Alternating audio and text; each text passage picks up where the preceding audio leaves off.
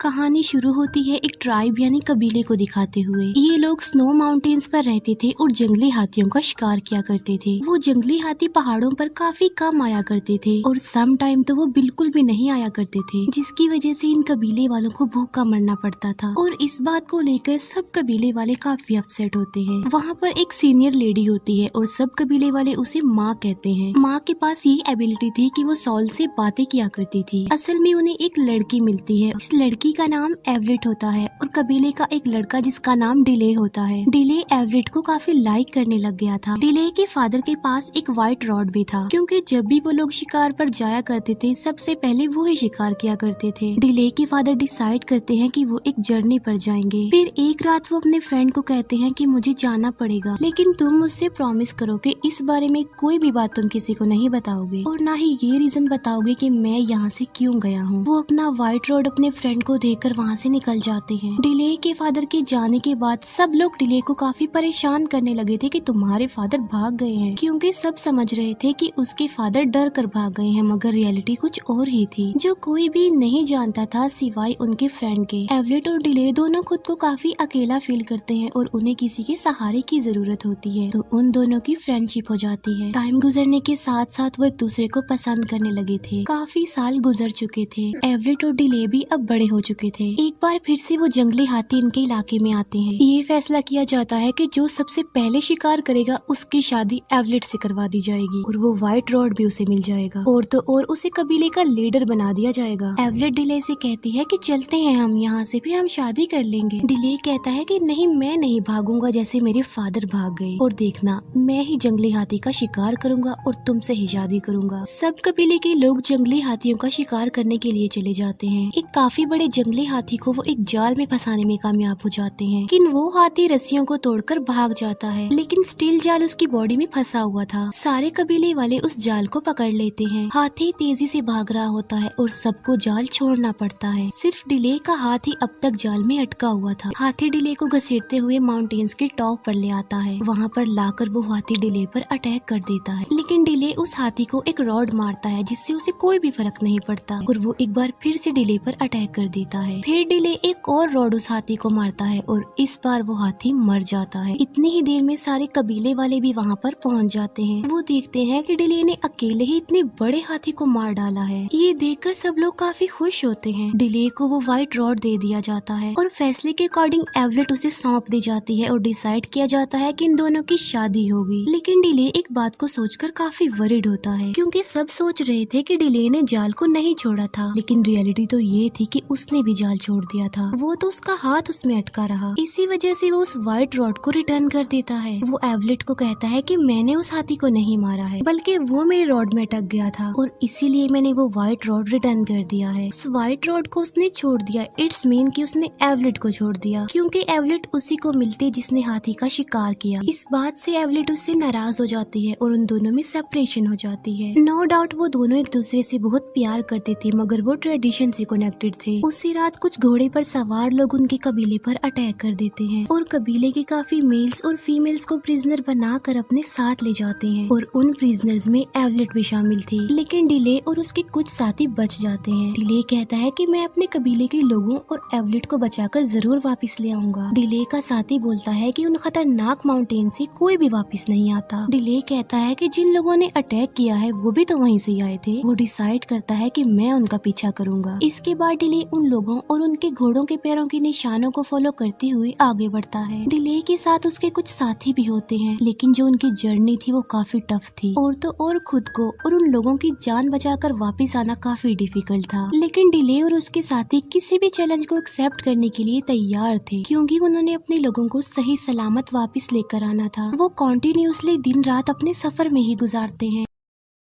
ये माउंटेन्स की दूसरी साइड पर पहुंच जाते हैं जहाँ से जमीन स्टार्ट हो जाती है। डिले और उसके साथी आगे बढ़ते हैं और वो एक जंगल में पहुंच जाते हैं, जहाँ उन्हें अपने कबीले के सभी लोग और एवलेट नजर आ जाते हैं, जिन्हें प्रिजनर बनाकर कहीं पर ले जाया जा रहा था। रात के टाइम डिले एवलेट और अपने कुछ साथियों को छुड़ा लेता है, लेकिन वो लोग जिन्होंने इन्हें प्रिजनर बनाया था वो इन्हें दोबारा से पकड़ लेते हैं। डिले के एक साथी को इंजर्ड भी कर देते हैं और वो लोग डिले के कबीले वालों को आगे लेकर बढ़ जाते हैं। डिले अपने इंजर्ड इंजर्ड साथी को खींचकर ले जा रहा होता है। थोड़ा आगे जाने के बाद इन्हें भूख लगने लग जाती है, इसीलिए डिले शिकार पर चला जाता है। लेकिन डिले एक डिज में फंस जाता है जहाँ पर पहले से ही बहुत सारे एनिमल्स फंसे हुए थे। वहाँ पर एक शेर भी फंसा होता है जो काफी बड़ा होता है और काफी खतरनाक होता है, और ये बातें करने वाला शेर था। वहाँ पर बारिश होने लगती है और शेर डूबने लगता है, लेकिन शेर के डूबकर मरने से पहले ही डिले उसे आजाद करवाने का फैसला कर लेता है। डिले उस शेर को कहता है कि मैं तुम्हें आजाद करवा दूंगा, लेकिन उसके लिए एक शर्त है, और वो ये कि तुम मुझे नहीं खाओगे। डिले उस शेर को आजाद कर देता है और बात के मुताबिक वो उसे बगैर खाए ही वहाँ से चला जाता है। डिले भी उस डिच से बाहर आ जाता है, अपने इंजर्ड साथी के पास आ जाता है। वो डिले को बताता है कि कल रात मैंने यहाँ पर चिल्लाने की आवाजें सुनी है, और ये दोनों उसी डायरेक्शन की तरफ चले जाते हैं जहाँ से चिल्लाने की आवाजें सुनी गई थी। वहाँ जाकर इन्हें पता चलता है कि उस गांव पर कल रात किसी ने अटैक कर दिया था। जब ये लोग वहाँ पर जाते हैं तो वहाँ के कबीले के लोग इन्हें घेर लेते हैं। वो कबीले के लोग उन लोगों को बस मारने ही वाले होते हैं कि तभी वहाँ पर वो शेर आ जाता है जिसे डिले ने बचाया था। उस शेर को देखकर उस कबीले के सब लोग डर जाते हैं। वो शेर डिले की तरफ बढ़ता है। डिले उसे कहता है कि मैंने तुम्हें बचाया था, क्या तुमने मुझे नहीं पहचाना? वो शेर डिले को बगैर कोई नुकसान पहुँचाए वहाँ से चला जाता है। उस कबीले के लोग ये सब कुछ देखकर काफी हैरान रह जाते हैं। वो डिले और उसके लोगों को अपने साथ ले जाते हैं, उनकी मेहमान नवाजी करते हैं, उन्हें खाना खिलाते हैं। डिले उनसे पूछता है कि तुम हमारी लैंग्वेज कैसे जानते हो? जिस पर वो कहते हैं कि काफी अरसा पहले एक आदमी यहाँ पर आया था, और वो आदमी यहाँ पर कोई सेफ जगह देखने आया था, और उसी आदमी से ही हमने आप लोगों की लैंग्वेज सीखी। यहाँ पर हमें पता चलता है कि वो आदमी कोई और नहीं बल्कि डिले के फादर थे। डिले उन लोगों से पूछता है कि इस वक्त वो आदमी कहाँ पर है? वो बताते हैं कि उस आदमी को डीमन सॉल्स अपने साथ ले गई हैं, और हमारे भी कुछ लोग उसके साथ हैं, और वो एक ऐसी जगह है जहाँ से आज तक कोई भी वापस नहीं आया बचकर। लेकिन अब तुम ही हो जो हमें वहाँ पर ले जाओगे। डिले पूछता है कि सिर्फ मैं ही क्यों? वो कहता है कि हमारे प्रेडिक्शन के मुताबिक हमारे पास एक आदमी आएगा जो शेर से बातें करेगा। वो आदमी हमारे लोगों की जान बचाएगा। उस कबीले के लोग आसपास के सभी कबीले वालों को ये इन्फॉर्मेशन देते हैं कि शेर से बातें करने वाला आ गया है। डिले का एक साथी उसे बताता है कि मैं तुम्हें आज एक बात बताता हूँ, और वो ये कि तुम्हारे फादर किसी से डर के नहीं भागे थे। वो अपने कबीले के लोगों की जान बचाने के लिए सेफ जगह ढूंढने के लिए निकले थे, ताकि हमारे लोगों को भूखा न मरना पड़े। डिले उससे पूछता है कि तुमने मुझे ये बात पहले क्यों नहीं बताई? वो कहता है कि तुम्हारे फादर ने मुझे मना किया था कि ये बात किसी को भी नहीं पता लगनी चाहिए, क्योंकि अगर कबीले वालों को ये बात पता चल जाती तो वो सब की सब एक एक करके उस जगह को छोड़कर भागने लगते। इसीलिए उन्होंने मुझे ये कहा था कि मैं इस बात को सीक्रेट रखूं। फिर डिले के साथ वो कबीले के लोग दी माउंटेन्स की तरफ बढ़ते हैं। वो लोग रिवर तक पहुंच जाते हैं और बोट्स में बैठकर आगे बढ़ते हैं, लेकिन डिले और उसके लोग आगे नहीं जा सकते थे क्योंकि उनके पास बोट्स नहीं थी। इसीलिए वो डिसाइड करते हैं कि वो पैदल ही अपना सफर तय करेंगे। लेकिन पैदल सफर करना काफी मुश्किल था, क्योंकि वो एक काफी बड़ा डेजर्ट होता है जहाँ पर उन्होंने सफर करना था, और उन लोगों से पहले कोई भी उस डेजर्ट को पार नहीं कर पाया था। लेकिन डिले कहता है कि हम इस डेजर्ट को पार कर लेंगे, अपने लोगों को आजाद करवा कर ले आएंगे। इसीलिए ये लोग अपने मंजिल के लिए आगे बढ़ जाते हैं। काफी दिनों सफर कर लेने के बाद फाइनली ये डेजर्ट की उस तरफ चले जाते हैं।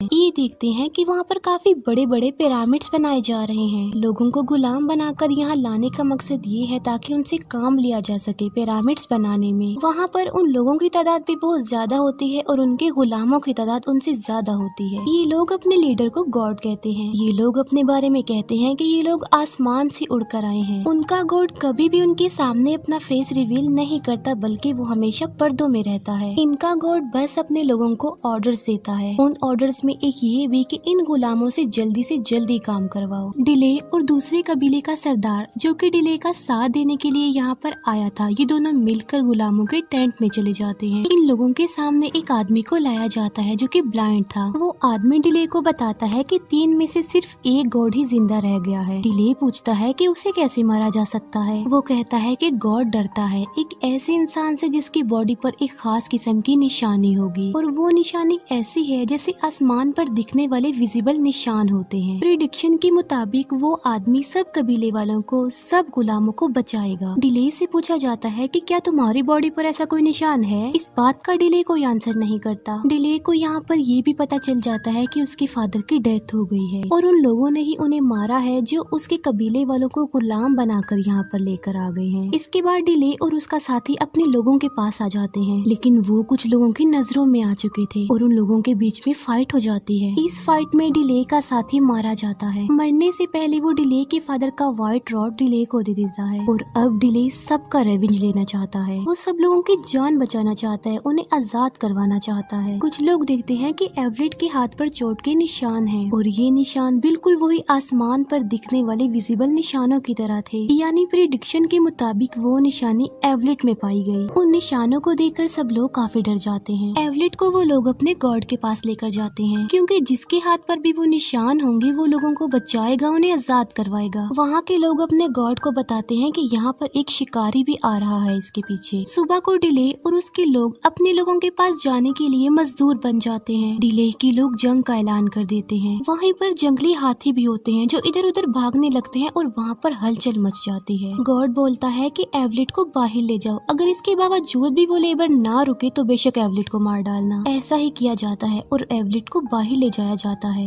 लेकिन डिले और उसके लोग एवलेट को देखकर रुक जाते हैं। तभी वहाँ पर गॉड आ जाता है उनका और सब लोग झुक जाते हैं। गॉड का एक आदमी सबको कहता है कि जो भी इस लड़की को यहाँ से लेकर जाना चाहता है वो इसे यहाँ से ले जाए हमेशा के लिए, और हम वादा करते हैं कि इस बार हम उसे नहीं रोकेंगे। डिले बोलता है कि मैं एवलेट को तो ले जाता हूँ, लेकिन मेरे बाकी साथियों का क्या होगा? गॉड बोलता है कि अब वो हमारे गुलाम है, अब वो हमारे लोग हैं। इसीलिए डिले उनकी ये बात मानने पर इनकार कर देता है। वो उस व्हाइट रॉड को गॉड की तरफ फेंकता है और व्हाइट रॉड गॉड के आर पार हो जाता है। डिले कहता है कि देखो तुम सब, वो भी हमारी तरह एक इंसान था, उसे भी तकलीफ होती थी और अब देखो वो मर गया है। और तभी दोनों कबीलों के बीच एक वॉर स्टार्ट हो जाती है और इस जंग में डिले के लोग जीत जाते हैं। लेकिन कबीले का वो आदमी जो उन लोगों को प्रिजनर बनाकर यहाँ पर लाया था, वो एवलेट को एक तीर मार डालता है जिससे एवलेट मर जाती है। बदले में डिले उस आदमी को भी मार डालता है जिसने एवलेट पर तीर मारा था। डिले अपने कबीले वालों को और बाकी सबको यहाँ पर बचाने आया था, लेकिन उसने इस दौरान अपने बहुत करीबी लोगों को खो दिया। माँ जो कि दूर से उन सबको देख रही होती है, उन्हें अपनी पावर्स दे रही होती है। यहाँ पर माँ अपनी जान की कुर्बानी देकर एवलेट की जान वापस ले आती है। एवलेट दोबारा से जिंदा हो जाती है। जाने से पहले दूसरे कबीले के वो लोग जिन्होंने इन्हें पनाह दी थी, वो डिले को कुछ बीज देते हैं। वो डिले को कहते हैं कि तुम्हारे फादर चाहते थे कि तुम इन बीजों को अपनी जगह पर लेकर जाओ और इन्हें वहाँ पर उगाओ। डिले बिल्कुल ऐसा ही करता है। वो अपनी जगह पर जाकर इन बीजों को उगा देता है और वहाँ पर पौधे लगने लगते हैं। अब के बाद इन्हें कभी भी भूख का सामना नहीं करना पड़ेगा और ना ही ये भूखे मरेंगे। और बस यहीं पर ये मूवी एंड हो जाती है। Thank you for watching.